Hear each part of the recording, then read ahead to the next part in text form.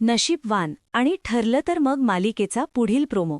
पुढील भागात आपण पाहणार आहोत की गुरुजी म्हणतात, मुहूर्ताची वेळ झाली आहे, वधूला बोलवा.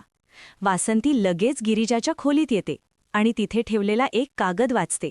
त्या कागदात गिरिजाने लिहिलेलं असतं की मला माफ करा, मी ॲन लग्नाच्या मांडवातून निघून जाते आहे.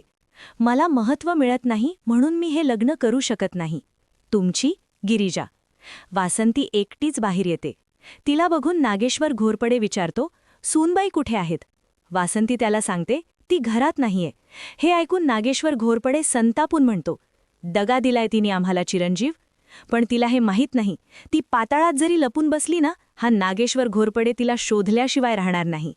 दुसरीकडे गिरिजा तिच्या मैत्रिणीसोबत कुठेतरी जंगलात आलेली दिसते.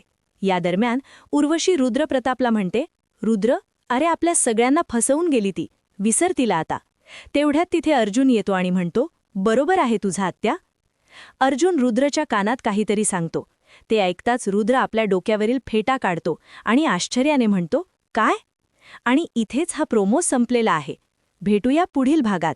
तोपर्यंत नमस्कार.